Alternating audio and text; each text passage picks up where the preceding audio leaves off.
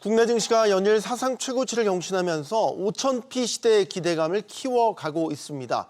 정부와 여당도 이 불씨를 꺼뜨리지 않기 위해서 추가 상법 개정 의지를 보이고 있는데요. 그동안 우리 증시에 따라붙었던 코리아 디스카운트라는 오명을 이번 기회에 완전히 뗄 수 있을지 투자자들의 관심이 어느 때보다 뜨겁습니다. 자, 그럼 계속해서 시장 관련 소식 하나씩 짚어보도록 하겠습니다. 함께해 줄 분들 소개해드리죠.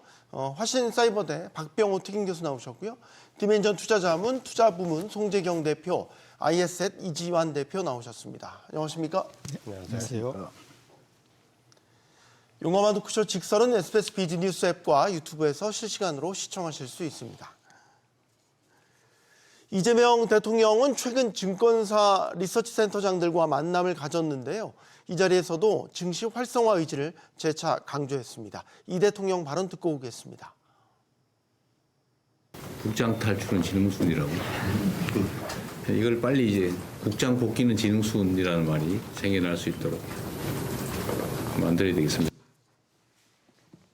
네, 최근에 지수만 보면 국장 복귀하시는 분들이 빨리 하면 빨리 하실수록 지능이 높으신 분들인 것 같습니다. 자, 9월이 사실 전통적으로 약세장이라고 우리는 그냥 뭐 이렇게 약간 통계적으로 얘기를 했었는데 올해 국내 증시는 전혀 역사에 남을 만한 강세장입니다. 지금 증시 상황 어떻게 보십니까, 대표님?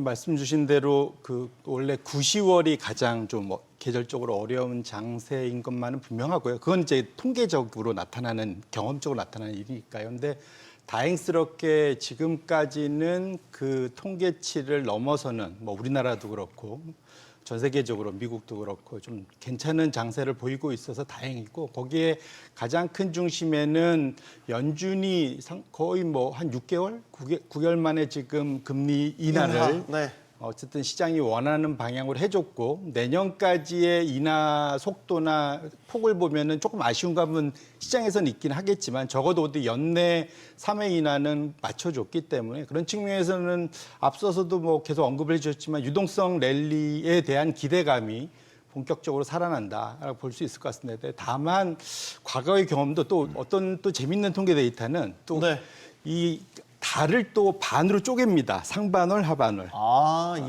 그러면은 9월 달을 보면 상반월이 나빴던 게 아니라 하반월이 또 과거에는 안 좋았었더라고요. 그래서 그러니까 꼭 그렇게 간다는 얘기는 아니지만 아직은 그러니까 그 긴장의 끈을 완전히 놓을 그런 상황은 아니다. 계절적으로 가장 큰 이유는 결국은 시장에서 전 세계 장기 금리, 우리나라도 오늘 좀 장기금리가 올라가지만 일본, 미국, 사실은 연준이 금리 인하했는데 오히려 지금 미국 금리 올라가고 있잖아요. 지금 사실은. 그래서 단기금리는 이미 목에 찰 만큼 내려와 있는 상태고, 장기금리가 오히려 아까 물가에 내놓은 아이 같다고 표현하셨는데 결국 물가에 대한 기대 인플레이션 상승에 대한 두려움, 우려 이런 것들이 여전히 남아 있어서 장기금리가 계속 좀 올라가는 거는 여전히 좀 찜찜한 그런 상황인 것만은 분명하다, 이렇게 정리하겠습니다. 네.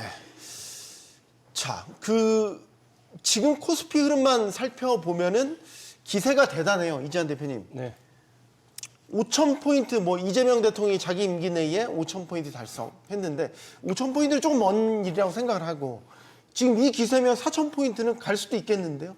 지금 기세만 놓고 보면 말이죠, 이지환 대표님. 기세만 보면 충분히 갈 것처럼 보이죠. 더군다나 이제 이번 상승 같은 경우는 9월이 조정을 많이 받았던 시기임에도 불구하고 올해는 7월, 8월 선조정을 좀 받았거든요. 2달 동안 기간 조정을 받았고 9월로 접어들면서 삼성전자, 하이닉스, 반도체가 증시를 이끌고 있기 때문에 이것도 우리 증시에서는 충분히 가볼 만한 여건도 되고, 여기에 외국인들이 9월달 들어서 7조 가까운 콜피 시장에서 매수. 그렇다면 주도 섹터가 반도체고 외국인들이 수급의 주체라면 사실 우리 증시가 가장 고공행진을 했던 시기와 일치하거든요. 그러면 연말까지는 아마도 이런 흐름 기조가 좀 이어질 수 있다라고 좀 보여지고, 그렇다면 4천 연말 정도까지도 보면 빠르면 4천 정도까지도 한번 밀어붙일 수 있는 모습은 나올 수 있다. 다만 이제 과열이나 밸류에 대한 부분 논란은 계속 나오겠지만, 사실 이런 강세장에서는 그런 것보다는 시세의 추종을 좀 따라가는 전략이 좀 더 유효하거든요. 그러면 적어도 삼성전자가 꺾이기 전까지, 외국인 매수세가 줄어들기 전까지는 우리 증시가 4천선을 향해서 충분히 달려볼 수 있다라고 보여집니다. 네, 이게 지난달 말부터였단 말이죠. 발목을 잡았던 소위 말해서 대주주 양도세 논란이 다시 원대로 유지하는 쪽을 가닥을 잡자 이렇게 지금 올랐다면 역대급 랠리 아닙니까, 교수님? 그렇습니다. 사상 최고치를 근데 사실은 지금 사상 최고치를 갱신하는 게 우리 한국뿐만 아니라 주요국들도 마찬가지예요. 네. 이렇게 주가가 이렇게 많이 올라가는 이게 배경을 보면 안 그래도 풍부한 유동성이 미국 금리 인하로 더 풍부해질 것이라는 예측. 그다음에 이제 우리 한국 시장 같은 경우는 외국인이 순매수로 전환되면서 이렇게 그 수급 개선이 됐고요. 네. 또 거기다가 저희 한국 같은 경우는 이 새 정부에 대한 정책 기대감이 굉장히 크게 작용하고 있거든요. 그래서 우리 앵커님 말씀하신 4,000포인트를 갈 것이냐. 저는 이제 앞에 두 가지 변수는 우리가 사실은 통제 불가능한 변수이긴 하지만 마지막 변수는 우리 정부나 여당에서 이렇게 밀어붙이면 가능한 말입니다. 그래서 정책 기대감을 실망으로 바뀌게만 하지 않는다면 저는 4,000포인트도 충분히 갈 수 있다. 그렇게 시장에서 믿고 있습니다. 네. 근데 우리가 증시가 결국 이제 펀더멘탈로 본다면 상황이 그렇게 좋지는 않잖아요. 우리가 올해 연간 다 해서 이제 0%의 성장률을 기록할 것 같고 관세 이슈도 어쨌든 0에서 얻어맞는 거니까 수출 기업들한테는 불리한 상황이 전개될 거고 근데 이제 우리가 너무 눈높이가 지금 분위기 너무 떳하고 눈높이가 너무 높아진 거 아닌가 이런 생각도 들기도 하고요. 말씀 주신 대로 사실은 그러니까 그런 말이 있죠. 시장은 주가는 의심의 벽을 타고 오른다. 네. 이런 이제 일단은 아까 앞서 출연하셨던 연구원께서도 말씀하셨지만 워낙 우리나라가 상대적으로 우리가 밸류에이션이 싸다 보니까 한국 시장이 아까도 얘기했지만 코리아 디스카운트를 해결할 수 있는 모멘텀만 주어진다면 그러면 사실은 그러니까 이익이 증가해서 주가가 갈 수도 있는데 멀티플이 보통 증가한다 그러잖아요. 네. 그러니까 이 두 가지가 같이 움직이면서 가는 거기 때문에 지금 국면에서는 우리나라 입장에서는 둘 다 움직일 수 있는 상황이다. 그런데 아까 우리 경기는 사실은 말씀 주신 대로 좀 걱정되긴 합니다. 성장률이 좀 둔화돼 있고. 하지만 지금 우리 지금 12개월 향후 추정치는 이익 증가율이 한 18%? 결코 적지 않습니다. 네. 그러니까 미국이 한 12, 3%인데 우리나라가 18%의 EPS 증가율을 예상을 하고 있기 때문에 그것만으로도 사실 그래서 연초 이후에 우리나라가 1등인 거가 설명이 되고요. 거기에 이제 워낙 밸류에이션이 싸다 보니까 그것을 지금 제대로 저희 정상화 시킬 수 있는 그 각종 그 정책들이 나오고 처음에는 외국인들이 믿지 않았으나 긴가민가 했다가 이제 서서히 믿으면서 외국인 수급이 이제 좋아지는 것이 그러니까 공격적이진 않지만 꾸준히 지금 5월 5, 6, 7, 8, 9 계속 좀 늘고 있지 않습니까? 네. 그런 측면에서 놓고 본다면 그 믿음을 정부 차원에서 심지어 법으로 그걸 만들어서 제공을 한다는 측면에서 놓고 보면 장기간 코리안 디스카운트가 해소될 수 있는 충분한 모멘텀의 그러한 입구에는 와 있는 것만은 분명하다. 그렇게 해석하고 있습니다. 이재명 대통령이 취임하면서 공약한 게 이제 몇 가지가 있는데 본인도 주식 투자에 관심이 많고 큰 손이라고 이제 자칭할 정도로 자신감도 보였단 말이죠. 그래서 투자를 하겠다라는 이제 약속을 했습니다. 그래서 지금 초반이긴 한데 그 수익률 성적표를 공개했어요. 대통령실에서 ETF에 투자를 해서 나오네요. 네. 지금까지 투자 원금이 한 4,400만 원 되는데 1,160만 원 이익 얻었습니다. 26.4%의 수익률을 올렸습니다. 괜찮네요. 잘 벌었네요. 이재명 대통령이. 잘했네요. 생각보다 많이 수익률을 올리셨는데 그렇게 되면 이건 지수 ETF에 투자한 거잖아요. 이재한 대표님. 네. 그 지수 상승률이 이만큼 가파르게 올랐다라는 얘기잖아요. 지금 이재명 정부의 공약대로 4천, 5천 대로만 간다면 지금 ETF, 지수 ETF 담아도 되겠네요. 그렇죠. 아무래도 지금 현재 이제 코스피 기준으로 보면 신고가를 갱신하고 있고 지금 오늘 기준으로 보면 3,470% 거의 육박하고 있는데 이 정도면 사실 지수 상승도 웬만큼 커졌고 특히 삼성전자나 SK 하이닉스 혹은 현대일렉트릭을 비롯한 코스피의 지수 관련돼 있는 대형주들이 장세를 주도했기 때문에 사실 지수 흐름도 크게 나쁘진 않았습니다. 우리가 이제 상반기에 이런 지수 관련된 원동력을 보면 크게 모멘텀은 두 가지인데, 하나는 AI 모멘텀을 받는 반도체나 전력기기나 이런 종목들, 또 하나는 정책에 대한 기대감이 커져가는 지주사나 금융 관련된 종목들, 이 양축으로 상승을 했고 7, 8월 잠깐 조정을 좀 받기도 했지만 여전히 이제 모멘텀을 좀 받고 있다는 점에서는 시장을 긍정적으로 좀 볼 수 있다라는 부분. 다만 이제 좀 이런 부분에서 체감하는 개인 투자자분들이 생각보다 많지 않은 것은 이 두 축이 너무 편중돼서 오르다 보니까 우리가 개인 투자자분들이 좋아하는 IT 관련돼 있는 다른 쪽, 뭐 2차 전지나 혹은 경기 소비재 쪽 같은 경우는 오히려 마이너스 나는 종목들이 훨씬 더 많았거든요. 그러니까 지금은 강세장에서 전 종목이 순환매로 올라가는 건 아니라 특정 섹터 모멘텀을 받는 쪽만 올라가고 있기 때문에 이걸 전체가 누리기는 좀 어렵지만 증시만 놓고 본다면 지수 상승 여력은 반도체를 중심으로 대형주가 끌고 가고 있기 때문에 충분히 지수 상승 여력은 좀 더 있다, 이렇게 좀 보여집니다. 네. 자, 지금 시장이 올라가는 여러 이유들 중에 하나가 역시 증시 활성화에 대한 기대감. 이 정말 정책 수혜 기대감이 작용을 하고 있죠. 일단은 논란이 됐던 대주주 양도세 논란은 이제 10억 원으로 바꿨다가 50억 원 예전 기준을 그대로 유지하는 쪽으로 가닥을 잡혔습니다. 여기에 지금 하나가 더해지는 게 배당소득 분리과세에 대한 논의예요. 최고 세율을 35%로 잡았는데 좀 아쉽다는 평가가 나오고 있습니다. 이거 어떻게 보십니까, 교수님? 많이 아쉽죠, 사실. 많이 아쉬우십니까? 예. 제가 조금 아쉽다 그랬는데 많이 아쉬우십니다.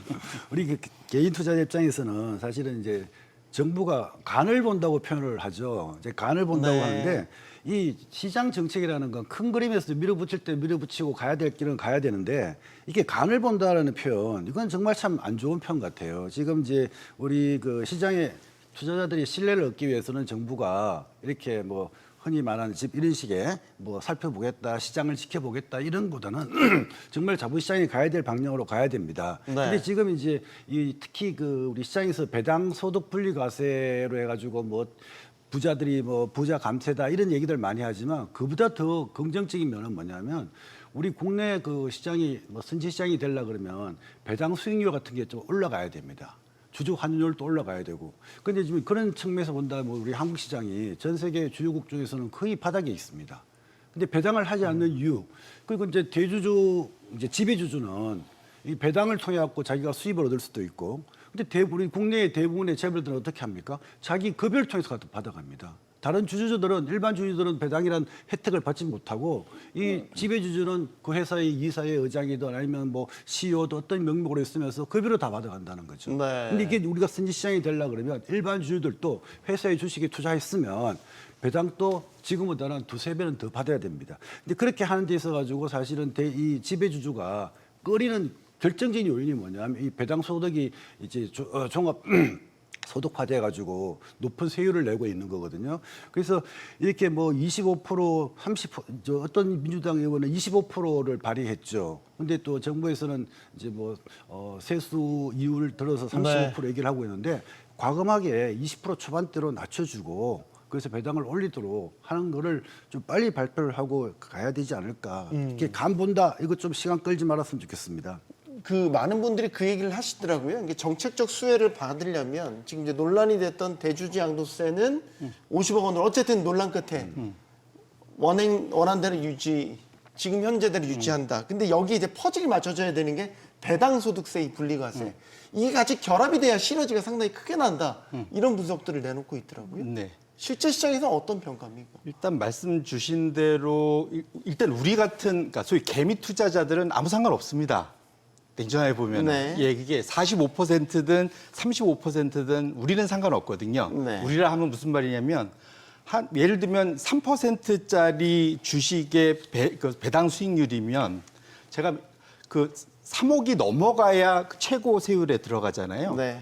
그러면 한 종목에 100억 이상을 투자하고 있어야 그래야 제가 3억이 넘어가는 소위 배당 뭐 이렇게 되는 거죠. 슈퍼개미 빼고. 그러니까 사실은 지배주주죠. 네. 엄밀히 말하면 최대주주, 지배주주들만 대상이 되고 아까 우리가 소위 대주주 요건에 들어간 사람은 사실은 거기에 또 요건이 안 됩니다. 그래서 어차피 앞에 말씀 주셨던 소위 이제 대주주 요건 50억을 그대로 유지한 거는 이 이제 소위 세 가지 그룹의 이해관계를 일치시키는 게 목표다라고 저는 해석을 하고 있고요. 세 가지 그룹이란 건 뭐냐면 우리 같은 소액주주가 있고요. 네. 중간에 꽤 큰 부자들이긴 하지만 지배주주는 아닌 그냥 부자들이 투자하는 소위 슈퍼개미들이 있고 소위 그 회사의 경영권과 이런 것을 소유권을 행사하는 지배주주가 있습니다. 네. 근데 지금 아까 언급해 주신 이것은 지배주주와 관련된 거거든요. 그러니까 지배주주 입장에서는 나머지하고 이해관계가 다릅니다. 무슨 말이냐면 내가 회사에 돈이 그러니까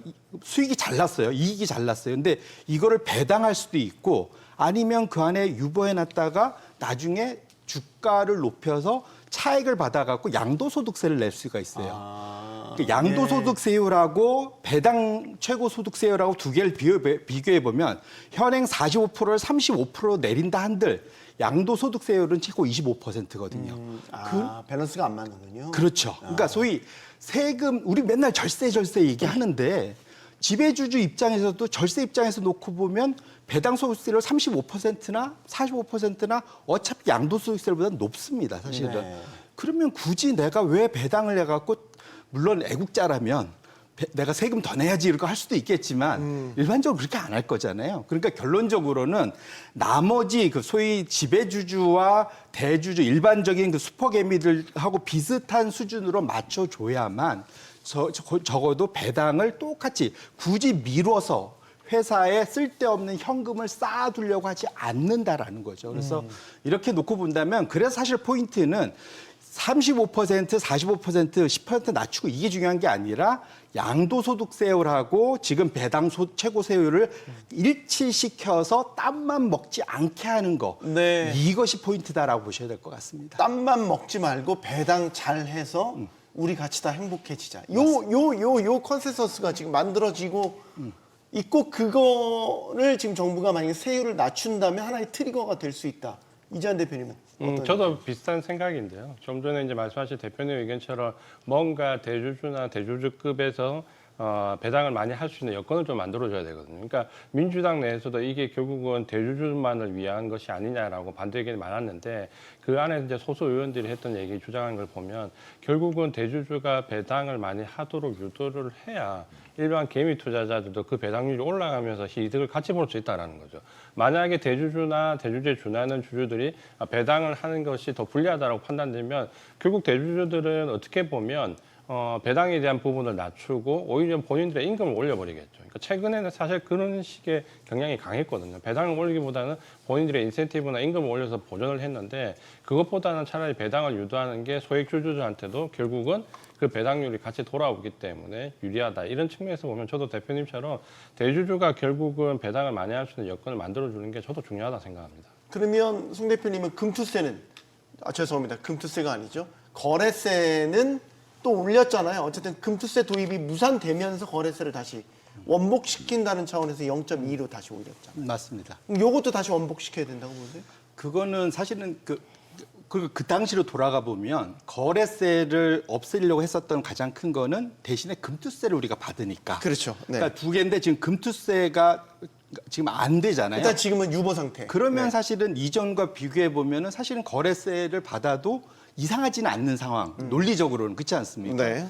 그렇게 놓고 본다면 사실은 지금 투자자들 입장에서 놓고 봐도 그걸 갖고 엄청나게 이것도 문제야라고까지 나올 정도는 아니지 않을까 저 개인적으로 그렇게 생각하고요.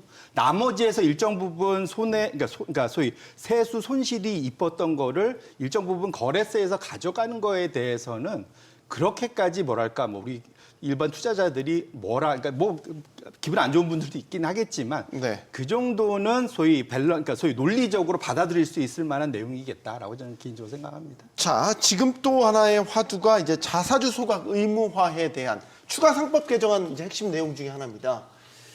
자사주 소각을 하면 주가가 올라가는 건 일종의 공식처럼. 그래서 미국 상장사들을 보면 뭐 실적 발표할 때 자사주 소각 계획도 많이 발표들 하죠. 그것도 꽤 많이 하죠. 우린 상대적으로 좀 빈약하죠. 그래서 이렇게 자사주 소각 의무화를 법안으로 내놓으면 자사주 소각이 좀 활성화될까? 여기는 좀 찬반이 있긴 있더라고요. 교수님 의견을 먼저 듣겠습니다. 자사주 소각 의무가 되면 자사주는 당연히 소각을 해야 되죠. 그 이제 규정과 법이니까 지켜야 되는데, 근데 기업들이 이제 반발을 하죠. 이제 기업 경영의 안정성을 해칠 수 있다라고 반발을 하는데, 저는 거기에 대해서는 생각해볼 이제 좀 이유가 있다 생각합니다. 최고 좋은 기업 경영권 방어는 뭐냐면 기업 경영을 잘하면 됩니다.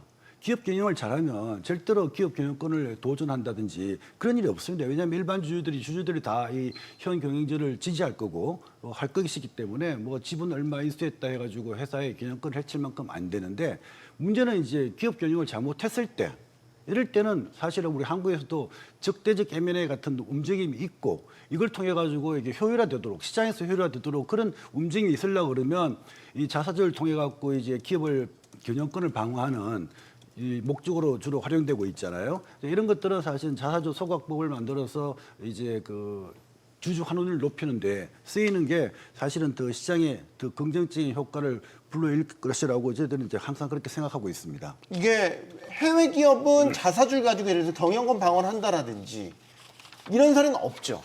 드물죠. 드물고. 메이프 소각이 아주 일반화된. 네, 그러니까 특수한 경우를 이제 예를 든다는 게 최근에 나오는데, 예를 들면 M&A나 이런 걸 할 때, 네.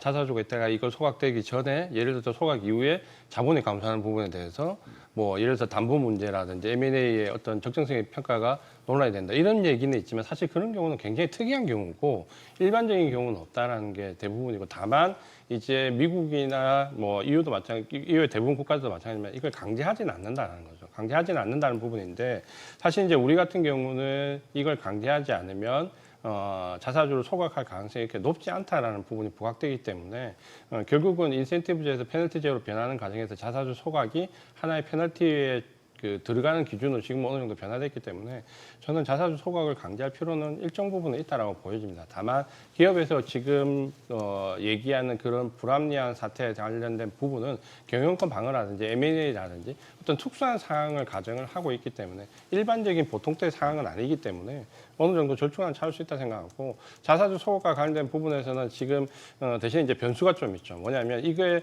의무적으로 될 가능성이 높다라고 하니까 최근에 자사주 많은 기업들이 대거 자사주 매각하거든요. 혹은 자사주를 블록딜을 하거나, 그러니까 이러면서 주가가 변동성이 굉장히 커져가는 부분이 있기 때문에 이 자사주 소각과 관련된 부분은 대주주 양도세 기준처럼 길게 끌지 마시고 빠른 시간 안에 확정을 해줘야 이런 시장의 변동성이 불규칙하게 확대되는 걸 막을 수 있기 때문에 좀 빠른 시간 안에 결정이 좀 났으면 하는 바람입니다. 이게 지금 법은 아직 다 정해진 건 아닌데, 자사주를 예를 들어서 매입했으면 일정 기간이 지나기 전에 무조건 소각해야 된다는 게 골자잖아요. 그러니까 소각을 하면 유통 주식 수가 줄어드니까 주가가 이제 올라가는 효과가 있는 거죠. 근데 우리는 이제 기업들이 부담은 경영권 방어를 어떻게 하냐. 이게 이제 특수관계인한테 자사주를 넘김으로써 자사주 의결권이 생기는 이런 효과들이 누려왔었는데 이런 게 없어지는 것 아니겠습니까? 그러니까 기업들 걱정도 한편으로는 이해가 된다, 이런 목소리도 있어요. 이게 이제 우리 입장에서 보면 약간 더 동양적인 사고, 그러니까 아버지로부터 소위 물려받으면 네. 이거 경영권도 물려받는 거로 보통 우리가 이해를 하잖아요, 사실은. 네. 근데 사실은 냉정하게 보면은 자본주의 사회에서는 경영권과 소유권은 분리해서 보통 생각을 해야 되고, 네. 왜냐면은 뭐 우리가 잘 많이 드는 예로 미국에서 지금은 이제 고인이 됐지만 스티브 잡스 애플에 네. 본인이 만든 회사에서 쫓겨난 적도 있잖아요, 심지어. 그러니까 그렇게만큼, 그러니까 사실은 경영을 잘 못하면 언제든지 쫓겨낼 수 있을 정도의 그런 분위기, 환경이 좀 돼 있어야 되는데, 우리는 경영권을 약간 신성시하면서, 그러니까 대대로 물려받아야 되는, 승계되는 대상으로 판단하는데, 그건 소유권하고 경영권을 너무 동일시해서 그렇다라는 생각이 들고요. 사실은 경영권이란 건 아까 교수님께서도 지적해 주셨지만 본인들이 잘하고 있으면 설치에 공격을 당하더라도 남들이 나와서 왜 잘하고 있는 애 내쫓으려고 그래? 라고 다 나서줄 수 있다는 거죠. 그래서 그런 측면에서 놓고 보면 그 사이에 사실은 원죄가 있었던, 그 사이 잘해 왔었으면은 이런 일이 없었겠죠, 사실은. 그래서 그렇게 놓고 보면 지금 사실은 경영권과 소유권을 좀 분리해서 생각할 필요가 있겠다. 그리고 우리가 이미 소위 창업주들이 지금 경영하거나 전문 경영인들이 진짜로 제대로 경영을 하는 게 아니라 2세, 3세로 좀 넘어가는 상황에서 경영을 하고 있잖아요. 네. 그러니까 이게 소유주하고 경영권하고 뒤섞이면서 2, 3세가 정말로 경영을 잘할지에 대해서는 우리가 솔직히 지나봐야 하는 그런 상황이기 때문에 상당히 이런 것이 좀 헷갈려 있는 상황이라서 오히려 그런 측면에서 놓고 보면은 자사주를 경영권 방어용으로 이 2, 3세들한테 무조건 만들어줘야 된다는 논리는 나머지 주주들의 소위 권리가 어찌 보면 또 침해될 수 있다라는 거, 그것도 우리가 좀 알 필요가 있을 것 같고요. 네. 기본적으로는 자사주가 좋을지 배당이 좋을지는 좀 또 다른 이슈일 것 같습니다. 근데 미국에서는 확실히 자사주 소각을 훨씬 더 주가 상승의 기폭제로 그 사이에 활용을 해왔었고, 근데 우리는 좀 섞을 필요는 있을 것 같아요. 왜냐하면 우리는 상대적으로 은퇴자들의 소위 그 소득이 유지될 수 있는 비율이 선진국 기존의 소위 연금이 많이 만들어졌던 나라에 비해서는 약하기 때문에 배당이 일정 부분 나오면서 자사주 소각이 같이 나오는 것이 훨씬 더 이게 나머지 주주들한테는 도움이 되거든요. 그래서 그렇게 놓고 본다면 둘을 섞고 자사주 소각도 일정 부분 우리가 지금 배당하는데 약간의 이제 소위 기업한테 혜택을 주지 않습니까? 네. 자사주 소각도 같은 취지로 사실은 좀 혜택을 주면 좋겠다. 근데 자사주 소각이란 것은 한 번 하면은 똑같이 해야 되는 의무는 또 없습니다. 근데 배당은 통상적으로 한 번 하면 거의 비슷하게 하는 경향들이 있거든요. 그래서 배당을 밑에 일정 부분 깔고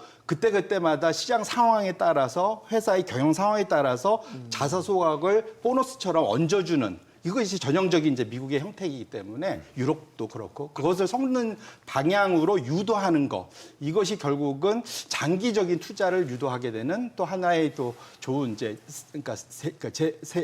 제도 개편 이렇게 되지 않을까 생각합니다. 네. 자, 지금 상법 개정도 상법 개정인데 자본시장법 개정을 통해서 그동안 코리아 디스카운트의 하나의 축으로 여겨졌던 이른바 쪼개기 상장 막자, 이런 논의도 이어가고 있습니다. 쉽게 말해서 인기 있는 좀 잘 될 것 같은 사업부를 별도로 떼서 이걸 물적 분할한 뒤에 이걸 상장시켜서 뭐 소위 말해서 시장에서 많은 자금을 빨아들이고, 하지만 이제 기존 주주들이 막대한 또 피해를 보게 되는 뭐 이런 사례들이 여럿 있었고 많이 이용해 왔지 않습니까, 기업들이. 요거 막는 거 필요하다고 보십니까? 절대적으로 필요하다고 생각합니다. 사실은 이제 모회사도 상장이 되어 있는데 이 자회사까지 상장되면 이 양쪽 주주 간의 이해 상충이 발생됩니다. 그러면 이제 모회사에 투자했던 주주들은 떴던 게 지붕 쳐다본다는 그런 격처럼 아주 저 사업부를 만들어서 굉장히 키워서 그 혜택을 가지고 자기들이 배당도 받고 나중에 주가도 상승돼야 되는데 네. 자회사를 상장시켜서 그 혜택을 못 보게 되는 거죠. 그 대표적인 예가 LG화학이 LG에너지솔루션을 자회사를 2차 전지 회사를 물적 분할시켜서 생긴 문제잖아요. 네. 당시에 LG화학 주가는 100만이 넘었습니다. 근데 지금 20만 원대예요. 30만 원밖에 안 된다고 그러죠. 그러면 이제 그럼 기업들이 왜 물적 분할을 그렇게 선호하느냐? 이유는 하나밖에 없습니다. 그 물적 분할 말고 인적 분할의 방식을 통해서도 독립시켜서 새롭게 자본 조달할 수 있습니다.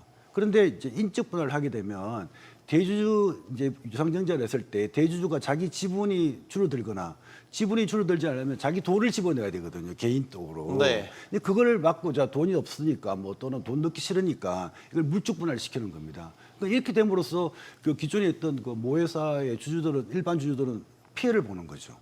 그러니까 지배주주는 자기가 경영권을 계속 쥐고 있으면서 자기 지분율이 변동이 없으니 나 오케이. 그렇지만 일반 주주는 피해를 본단 말이죠. 그래서 이런 걸 막는 그 어떤 그 자본시장법 개정은 저는 반드시 필요하다고 생각되고 있습니다. 네.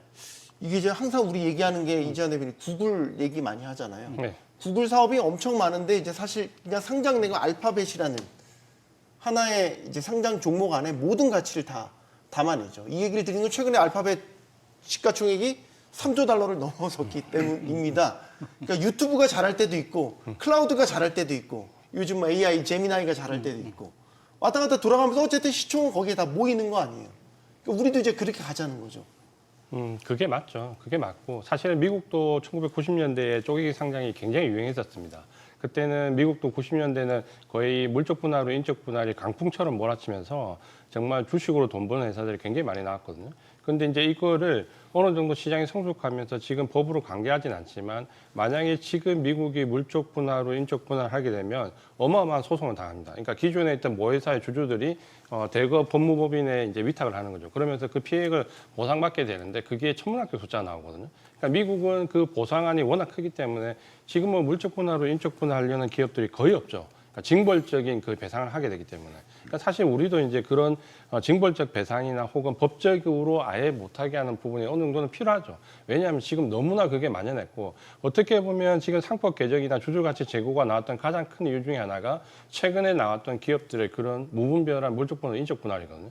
주주가치가 완전히 소멸해버리는. 마치 이거는 어떻게 보면 우리가 좀 우스갯소리로 얘기하면 남자친구 10년간 고시 공부 뒷바라지 했더니 고시에 합격하고 나서 다른 여자랑 결혼하는 건 똑같은 거거든요.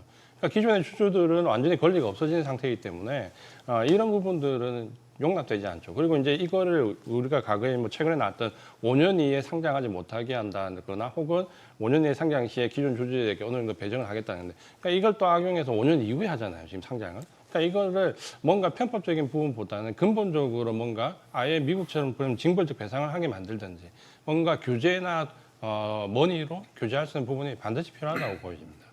근데 이제 현실적으로 우리가 자본 시장이 미국이나 이런 데 작잖아. 이런 데에 비해서 작잖아요. 그러니까 기업들도 자금 조달을 할 수 있는 창구가 많지 않고 다양하지 않고. 그러니까 일종의 이게 편법이고 욕먹는 건 알지만 이런 선택을 할 수밖에 없는 뭐 그런 제도적 환경 이런 것도 좀 있지 않나 생각이 드는데 근데 좀 적당히 해야죠. 너무 많이 했나요? 예, 사실은 작년을 제외하고 나면 그 전에 제가 한 10년, 15년 트래킹해 보니까 단 한 번도 미국처럼 그러니까 소위 유상증자나 신규 IPO를 통해서 시장에서 자금을 가져가는 거 이게 이제 시장에서 자금 조달하는 거죠. 반면에 자사주 소각을 하면은 시장에서 자금을 빼는 거죠. 그러니까 오히려 네. 돌려주는 거죠. 미국은 두 개를 합쳐봤을 때 오히려 자사주 소각이 더 많아서 오히려 주수가 계속 줄었어요. 그래요? 15년 동안 오히려. 근데 우리나라는 작년 빼고는 지난 15년간 계속 시장에서 자금을 빨아만 갔습니다. 자금 조달만. 이런 이제 쪼개기 상장 이런 거 통해 갖고. 네. 그러다 보니까 소위 순이익 증가율보다 EPS 증가율이 오히려 두나 더 적어요. 이게 사실은. 왜냐하면 이게 주식수가 더 늘어나니까 미국은 오히려 주식수가 줄어드는데 그 대표적인 걸 쉽게 볼 수 있는 지표가 뭐냐면 이제 중복상장 비율이라는 게 있습니다. 네. 중복상장이 우리나라 얼마 돼 있냐? 미국은 0.4%고요. 중국 2%, 대만 3%, 일본 4%인데 우리나라는 18%입니다. 아, 월등히 높네요. 그러니까 이 아까 적당히 해야지라는 표현이 제가 그냥 드린 말씀이 제 아니고요. 걱정을 걷어야 되겠네요. 예, 그래서 그렇게 놓고 본다면 지금 시장에서 사실은 우리가 뭐랄까 시장에서는 자금 조달용으로만 이 금융시장을 주식시장을 활용을 하지 이게 일단 이렇게 화장실 들어갈 때 나올 때가 마음이 달라지는 거죠. 자금을 그러니까 그러면 이제 우리 더 자금 조달해 갔으니까 그 후가를 우리한테 돌려줘 그러면은 되게 찔끔찔끔 주잖아요. 자사주 샀기만 하고 소각도 안 하고 배당 찔끔하고 뭐 이런 식인 거잖아요. 그래서 그렇게 놓고 본다면 지금 상황에서 이런 중복상장과 이런 거와 관련해서 이게 다 이게 지난 역사가 기존 주주들, 대주주를 제외한 나머지 주주들을 소위 뭐랄까 너무 잘 대하지 못한 것에 대한 후과를 받고 있는 거다. 저는 이렇게 해석을 하고 있습니다. 네. 딱 두 가지 비유 사례가 고시공부 10년 뒷바라지 했더니 배신하는 녀석.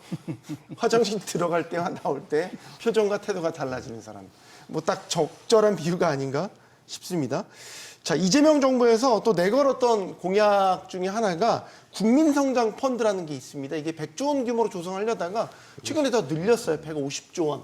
이제 이걸 가지고 소위 말해서 뭐 한국을 앞으로 먹여 살리는 차세대 성장 동력에 투자하는 마중물로 삼겠다는 거죠. 여기에 기대와 우려가 다 교차하는 것 같습니다. 일단 이게 국민성장펀드 예전에 이런 식의 이제 그 이름만 바꾼 다른 펀드들이 그렇게 성공적이지는 않았거든요. 그렇죠. 어떻게 전망하십니까? 뭐 앞으로 글로벌 시장에서 첨단 산업에게 패권 경쟁을 위해서는 이런 펀드가 필요하다 충분히 이해됩니다.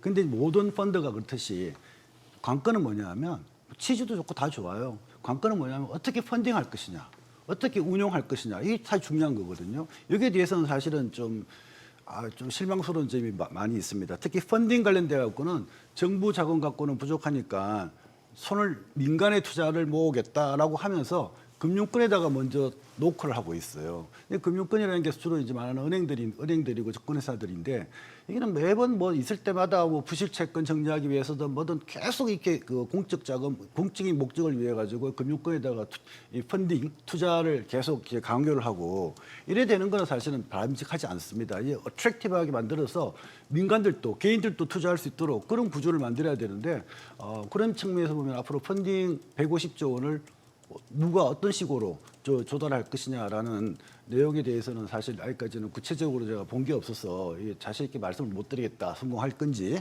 여부도 있고요. 운용에 대해서는 뭐 이렇게 반반 나눠가지고 한쪽은 뭐 지분 투자도 하고 AI 쪽에 투자를 하겠다. 뭐 이런 식으로 지금 하고 있는데 결국 이제 그 이재명 대통령이 말하는 코스피 5천 시대에 이 펀드도 사실은 밑그림이 되는 거예요. 이것도 이제 지분 투자를 하고 하면 하나의 수요처로서 되기 때문에 코스피 5천에는 도움이 될 겁니다. 그렇지만 이제 이 투자를 했다가 나중에 결과가 좋지 않으면 다음 정권에서도 뭐 필요에 따라서 펀드 만들 필요성이 항상 있을 건데 이제 시장에 신뢰를 잃게 되는 일이 생기면 다음에 또 우리 국내에서 큰 펀드를 만일에 펀딩할 때 또 애로사항이 많이 생길 것 같아요. 그래서 운용도 깨끗하게 투명하게 공정하게 정말로 해서 수익률도 신경 쓰는 그런 펀드 관리가 돼야 된다는 게 제 생각입니다. 이 정부 주도의 펀드라는 게 항상 끝이 별로 좋지 않은 때가 많았잖아요. 그런 선례들이. 예를 들어서 이명박 정부의 녹색 성장 펀드 기억하십니까? 네, 박근혜 정부의 통일 펀드가 있었고요. 문재인 정부의 뉴딜 펀드가 있었습니다. 지금 이 펀드들 성공 사례 혹시 기억나시는 게 있는지 모르겠는데 물론 국민성장펀드가 다르게 운용될 수 있고 성공하길 바라지만 걱정이 그런 거죠. 정부 주도의 펀드가 과연 얼마나 성과를 낼 수 있을까? 요거는 송 대표님 먼저 의견 듣겠습니다. 1차적으로는 더 큰 그림에서 보면은 우리나라의 자금 자체가 부동산에 너무 치우쳐져 있다. 그것이 근본적인 그 고민인 것 같습니다. 그러니까 우리나라하고 중국이 그 대표적인데, 그러니까 우리 가계 순자산의 거의 70%가 부동산이고 나머지 이제 주식 뭐 이런 건 10에서 한 15%, 뭐 네. 기타 등등 뭐 이런 식으로 했는데 미국이 항상 우리의 이제 그 기본적인 가고 싶은 모델인데 미국은 정반대죠. 부동산은 20% 최근에 보니까 20%도 지금 안 되는 수준까지 내려왔더라고요. 네. 반면에 지금 주식은 직간접 다 포함해서 한 35% 가까이까지 올라와 있더라고요. 이제 주가까지 올라가면서. 그러면 확실히 그러니까 기본적으로 미국에서도 그 일반적으로 개인들은 주식에 대해서 열심히 볼 수밖에 없고 그와 관련돼서 수익을 얻으려고 노력을 한다. 또 하나는 두 번째로는 우리나라 은행들은 소위 미국으로 따지면은 그러니까 IB와 있고 커머셜 뱅크가 있습니다. 이게 네. 뭐냐면 투자은행과 상업은행이 있으면 미국의 대부분은 상업은행보다는 투자은행에서 대부분의 수익을 많이 거두거든요. 근데 네. 우리나라는 반대죠. 이게 상업은행 쪽으로 대부분 돈을 벌고 있고 꽤 많이 상당부 그 상업은행에서 이자 마진. 많이 하는 게 이자 마진도 있고 사실은 또 대출도 부동산 대출이 제일 많은 거잖아요. 네. 그러니까 이쪽으로 돈이 자연스럽게 몰려갈 수밖에 없었기 때문에 이거를 조금 이제는 소위 말하는 선진화 이게 적어도 이거는 좀 상당히 좀 뒤처져 있으니까 선진화 시키자라는 아이디어로 시작을 한다고 보고 있고 그것의 한 일환으로 저 펀드도 만들었지만 지금적으로 자금이 흘러가는 그 물꼬를 바꾸는 것 중에 하나가 위험 가중치를 주말 동안 좀 바꾸기로 했지 않습니까? 주식은 낮춰주고 450인가에서 200으로 낮춰주고 이제 부동산 쪽으로 들어가는 것은 오히려 좀 높이고 이렇게 네. 하면서 기본적으로 자금의 물꼬 자체를 좀 돌리는 방향. 그러면 그들이 할 수 있는 거는 상업은행 쪽에 집중하던 거를 투자은행 쪽으로 당연히 우리나라 대형 은행들도 좀 바꿀 필요가 있고 이렇게 되면 소위 기업 대출 쪽이나 투자 쪽으로 뭐 정부의 아까 예측을 보니까 한 35조 이상은 연에 돌릴 수 있겠다. 뭐 이런 얘기들이 있으면 그렇게 놓고 본다면 아까 말한 저기에서 75조의 상당 부분이 거기서 마련될 수는 있을 것 같아요. 이제 다만 그거를 마치 지금 우리가 미국이 우리한테 말하듯이 그거를 어디에 투자할지까지를 어디에서 그러니까 이렇게 돈만 돼 투자는 다른 데서 할 거야 이렇게 하면 안 되고 네. 돈 넣는 데들이 투자하는 데도 일정 부분 당연히 관여하는 쪽으로 가면 시장 논리가 이제 작동을 하겠죠. 그래서 그 두 가지가 같이 만들어져야 말씀 주신 대로 장기적으로 좋은 성과를 낼 수 있지 않을까 이렇게 생각하고 있습니다. 이전 대표님은 저 국민성장펀드 성공하려면 뭐가 관건이라고 보세요? 운용 방식, 투자 배분? 일단 저는 이제 사업의 연속성이 좀 있어야 될 것 같고, 이게 말씀하신 대로 정부가 바뀜에 따라서 연속성이 굉장히 달라진다는 부분이 있고, 또 하나는 이게 부동산 자금에서 이 주식 자금으로 이전되려고 하면, 예를 들어서 사업의 연속성과 함께 돈을 그 자금을 투입을 했을 때 성과가 나왔을 때까지 좀 기다릴 수 있거나, 혹은 그 성과가 연속성이 있으면서 계속 지속될 수 있는 부분이 있어야 되는데, 우리는 일단 주식시장에 돈을 투입을 하면 불안하죠. 그러니까 우리나라 주식시장은 일단 치고 빠져야 된다. 그러니까 수익이 나는 구간에서 수익을 빨리 만들고 손실이 나기 전에 나와야 된다라는 이제 급박하다는 이 연속적이지 못한 심리가 있거든요. 그러다 보면 부동산에 있는 자금과 주식시장의 그 자금은 사실 지금까지는 우리는 거의 별개로 쳤거든요.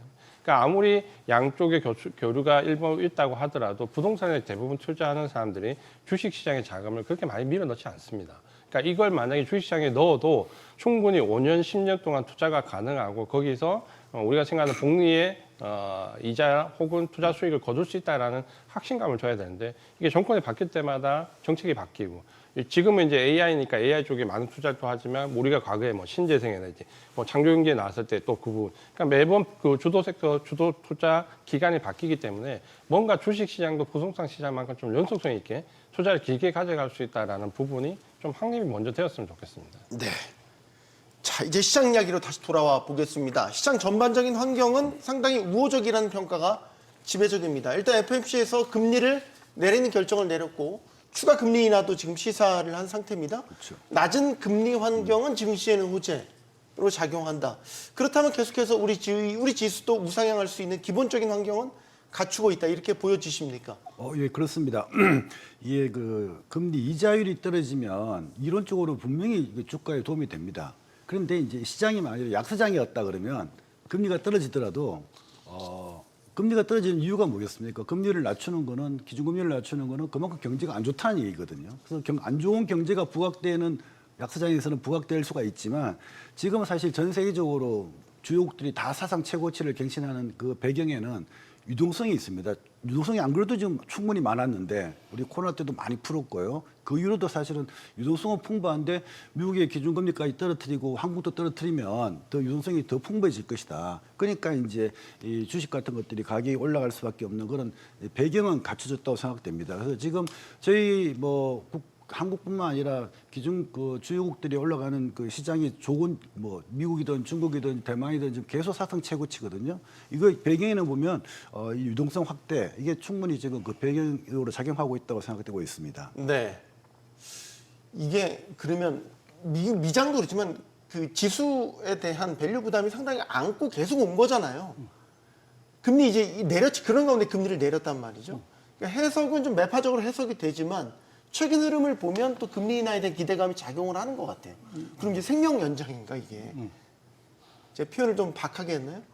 충분히 저는 거기 동의하고요. 네. 네, 무슨 말씀이냐. 사실은 지금 밸류에이션 기준으로는 아까도 했지만 미국 23배 이러면 지금 역대로 한 3번째 비싼 수준이거든요. 지난 한 50년간 네. 그래 비싸기 때문에 사실은 이럴 때 미국에 투자를 하면은 장기 수익률이 되게 안 좋습니다. 그래서 그런 점에서는 지금 다 어찌 보면 이번에 먹고 나와야 된다 이런 생각들이 또 되게 좀 센 것 같아요. 지금 상황에서는. 네. 그러니까 포모도 있지만, 그래서 그렇게 놓고 보면 말씀드린 대로 지금 연준의 인하에 대한 해석이 지금 왔다 갔다 하고, 사실은 그것이 시장에 반영되는 것들이 그래서 또 왔다 갔다 하는 것 같아요. 그렇게 지금 말씀 주신 대로 미국의 경기 자체가 여기서 지속적으로 좀 괜찮은 골디락스로 좀 장기화되면 이 유동성 장세가 우상향으로 지속적으로 끌고 갈 텐데, 그럼에도 불구하고 지금 사실은 미국이 상위 20% 소득 구간이 80%를 먹여 살리는 구간이거든요. 소비는 나머지는 거의 못하고 20%만 하고 있습니다. 20%가 주가하고 또 연동이 돼 있어요. 왜냐면 아까 말씀드렸잖아요. 상위 20%가 주식 투자해갖고 그것이 주가가 올라가면서 부의 효과를 갖고 지금 또 소비를 많이 해주고 있는 거거든요. 거꾸로 말하면 주가가 휘청거리면 역으로 말하면 소비가 급락할 수도 있습니다. 네. 근데 이게 우리한테는 어떤 영향을 줄 거냐면, 우리가 수출하는 나라지 않습니까? 이게 지금 전 세계적으로 지금 관세 이슈 때문에 지금 수출 성장률이 전 세계적으로 무역 물동량이 좀 줄고 있거든요. 근데 이제 뭐 올해 하반기 내년 갈수록 더 줄는 관계로 있기 때문에 그런 측면에서 보면 분명 리스크가 있다. 그래서 지금 상황에서 우리한테는 우리 자체적인 리스크라기보다는 미국의 경기가 이렇게 금리 인하함에도 그 지속적으로 함에도 다행스럽게 그 소위 그 소비가 유지가 되면 조금 더 말씀 주신 대로 생명 연장이 지속될 수 있을 텐데 그럼에도 불구하고 소비가 둔화가 더 된다면 사실 그러면 전 세계적으로 상당히 좀 주가 차원에서는 좀 부담이 될 수밖에 없는 그런 상황이다라고 저는 해석하고 있습니다. 이재한 대표님한테는 이 질문을 드리고 싶어요. 우리가 증시가 지금 잘 가고 있지만 다 뜨거운 게 아니잖아요. 냉정하게 삼성전자 하이닉스 투톱이 끌고 간 장이었지 않습니까? 지금 상당히 뜨겁습니다. 반도체 섹터 전반적으로 뜨겁고 특히 삼성 하이닉스 뜨겁고 이 투톱이 계속 끌어가는 장이 될까요? 저는 그럴 것 같고요. 앞서 이제 교수님이 말씀하셨지만 금리 인하하는 배경은 경제 상황이 녹록지 않다는 반증이거든요. 그러면 뭔가 금리 인하를 계속해 나가면서 우리가 생각하는 펀더멘탈은 계속해서 악화될 건데 이 악화되는 펀더멘탈에서 오로지 금리 인하 시기에 가장 좋은 모멘텀은 그래서 결국 실적이거든요. 그러니까 실적이 좋은 섹터만 올라가고 그렇지 못한 섹터는 떨어져 나가는 아주 그 주가 편차가 큰 게 금리 인하 시기의 주식 투자인데 그렇게 놓고 보면 실적이 담보되는 쪽은 계속 가거든요. 지금은 어쨌든 AI 모멘텀을 받는 하드웨어, 소프트웨어, 반도체 여기가 가장 큰 실적이 담보돼서 따라오는 곳이기 때문에 매기는 쉬었다 가고 쉬었다 가겠지만 계속해서 그쪽으로 몰릴 수밖에 없는 거고 그렇게 본다면 투자자분들은 순환매를 기대하기보다는 반도체나 전력기기나 뭔가 실적이 담보되는 쪽이 좀 쉬어갈 때를 노리는 전략. 그래서 한번 주도주가 바뀌지 않는다는 관점으로 계속해서 반도체나 전력기기 같은 주도주에 집중하는 전략. 삼성전자 하이닉스가 시장을 끌고 갈 수밖에 없고 만약에 삼성전자 하이닉스가 뭔가 좀 좋지 않은 시그널이 나온다라고 하면 뭔가 대안을 찾기보다는 오히려 주식 투자를 조금 쉬어가야 될 때가 올 수도 있다. 이런 관점을 좀 보셨으면 좋겠습니다. 네. 마지막 질문, 환율 질문을 좀 드리고 싶어요. 환율이 또 이상하게 뭐 계속 오르네요. 원달러 환율이 1,390원대로 또 올라섰어요. 이 참 또 한데 달러 약세가 이제 항상 기승을 부리면서 근데 또 달러 강세예요. 이게 지금 미국 상황, 금융시장 상황의 변동성을 보여주는 아주 대표적인 게 아닌가 싶은데 어쨌든 우리가 출렁이잖아요. 괜찮을까요? 뭐 괜찮다, 좋다, 나쁜 이런 개념보다는 사실 환율은 참 예측하기도 어렵고 하지만 이제 이거는 좀 피해야 될 것 같아요. 뭐냐면 지금 외국인들이 순매수로 전환돼 가지고 우리 한국 주식을 많이 산다. 그러면 네. 달러를 갖고 와서 원화로 바꿔가지고 주식을 사는 거잖아요. 그러면 이제 원화가 강세가 될 거라는 생각을 많이 하는데 그렇게 해서 언론에도 보면 그렇게 얘기가 많이 나와요. 근데 네. 저는 이제 실상을 보면 뭐 미국의 뭐 글로벌 자산운용사에서 한국 주식을 투자를 결정하는 사람은 뭐 어떨 때 보면 한국 시장만 볼 수도 있지만 한국, 대만 같이 보기도 하고요. 중국도 같이 보고 이렇게 맡고 있는 영역이 넓습니다. 네. 이 사람이 환율까지 고려 안 할 수도 있습니다.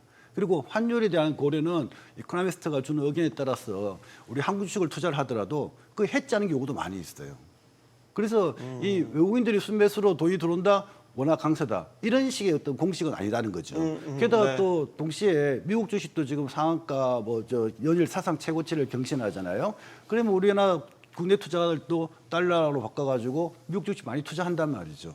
그래서 외국인 순매수 이퀄 원화 강세 그리고 대미 원 달러 환율은 하락 아니다는 거죠. 그래서 근데 지금 보면 또 같은 맥락에서 미국 금리가 다운되면서 우리 한국 원화는 아니지만 뭐 엔화라든지 뭐 파운드와 유로와 비교하더라도 달러는 약세예요. 그래서 달러가 강세된다거나 원화가 크게 강세될 수 있는 그런 특별한 요인은 없는 것 같습니다. 그래서 올 연말까지는 제가 생각했을 때는 뭐 1,360원에서 1,395원 사이에서 이렇게 움직이는 게 이게 정상적인 패턴이다. 이게 뭐 엄청나게 원화가 강세가 안 되니까 이상한 거 아니냐라는 그런 개념은 아닌 걸로 이렇게 봐야 되지 않을까 그렇게 생각합니다. 송 대표님 바이사이드에 계셨습니까? 네. 환율 고려 안 하셨어요? 저는 살 때. 외국인이 아니니까 미국 주식 살 때 환율 고려 안 하셨어요? 당연히 해야죠. 근데 이제 이렇게 말씀드리고 싶어요. 이제 큰 흐름에서 보면은 미국의 달러 자체는 그러니까 사이클이 있습니다. 대략 한 6, 7년 올라가고 또 한 6, 7년 빠지는 한 15년, 14년 사이클로 오르고 내리는데 가장 직전에 지금 사이클은 강달러가 14년을 최장기로 올라왔어요. 그래서 네. 지금 드디어 올해 들어서 이제 약달러 본격적으로 들어가고 있기 때문에 여전히 그러니까 약달러의 기조는 이제 시작된 거다라고 보셔야 될 것 같고요. 심지어는 미국의 주식과 채권에 투자하는 외국인들조차도 최근 올해 들어와서는 환 오픈형보다 환 해지형으로 주식은 해지형이 80%, 채권은 50%가 해지를 해가고 들어가거든요. 그러니까 네. 미국 달러는 못 믿는 거예요. 적어도 불안해서. 그렇게 놓고 본다면 지금 단기적으로는 우리가 뭐 한 달 이렇게 보면은 뭐 달러가 우리 원화가 강세로 갔다 약세로 갔다 이렇게 하고 있지만 긴 호흡에서 보면은 약달러의 외국인들은 즉 미국 이외 밖에 있는 사람들은 다 약달러를 좀 보고 있는 거죠. 그렇게 네. 놓고 본다면 긴 호흡에서는 우리는 약달러 원화 강세로 보는 게 저는 더 합리적일 것 같고요. 그런 측면에서는 외국인들이 소위 약달러 기조에서는 미국 외의 자산을 좋아하고 그런 측면에서 우리나라의 소위 외국인 수급에 있어서는 지속적으로 좀 긍정적으로 작용할 거다라고 저는 해석을 하고 있습니다. 알겠습니다.